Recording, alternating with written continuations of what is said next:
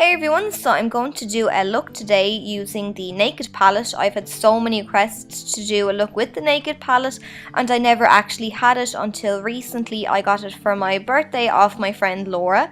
So all of the products that I use will be over on my blog as always, and now we're going to start off with the eyes. So included in the palette was the Urban Decay Primer Potion, and now I'm just going to apply this all over the eyelid and underneath the eye, and this is going to help our eyeshadows to last all day long and to appear more vibrantly. I'm just blending this out with a blending brush to make sure that I've covered the eye evenly. So I'm going to take this really nice kind of white shade called Virgin, and I'm applying this under the arch of my brow, and then I'm blending it out towards the end and the start of my brow. And I'm also going to then apply it to the inner corner, which is going to give us a nice open-eyed effect. Now I'm going to take my first base colour for my crease. So I'm just using Naked, and this is a really light brown shade. So I'm just rocking this back and forth in the crease using circular motions. Now moving on to this really nice kind of deep brown.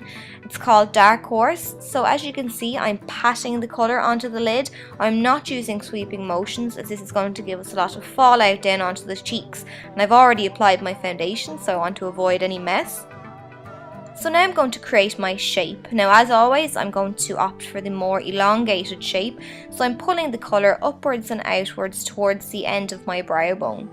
Then I'm going to take a fluffy blending brush and I'm just going to buff out that eyeshadow again. So then I'm going to take this really nice coppery shade and I'm applying this on the inner half of the eyelid, anywhere where I haven't applied the eyeshadow, and again I'm using patting motions to apply this.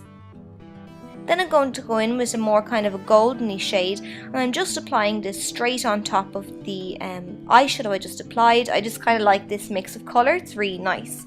Then I'm going to take Book, which is a more deeper brown, and this is just going to give us some warmth to the crease. So again, back and forth sweeping motions.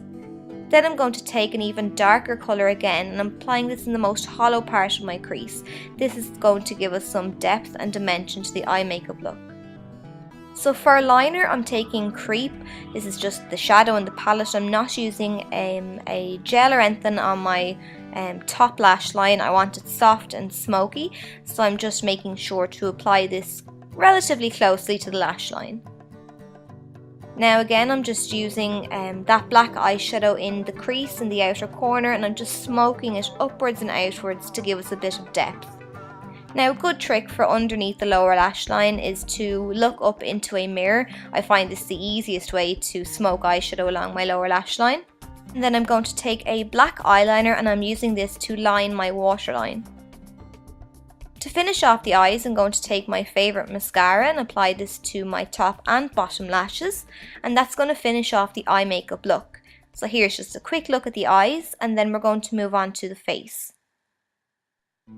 Prior to filming, I used my Avon Ideal Flawless Foundation in Classic Ivory, and I'm going to move on to this palette here from Blank Canvas Cosmetics. So I'm taking this shade here and I'm using this to set my foundation.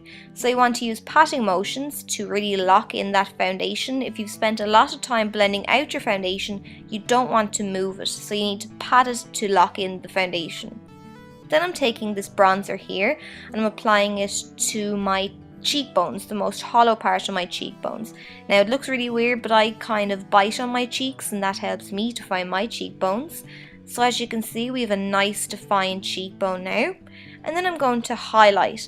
So I'm taking the highlighter, remembering to tap off the excess, and I'm applying this to the high points of my face. So the tops of the cheekbones, the cupid's bow, and down the center of the nose. So to finish off, I'm taking this lip gloss by Rimmel in Summer Sparkle, and I think this just complements the eyes nicely and it's a nice finishing touch. So there's the finished look. I hope you enjoyed the tutorial, and thanks a million for watching.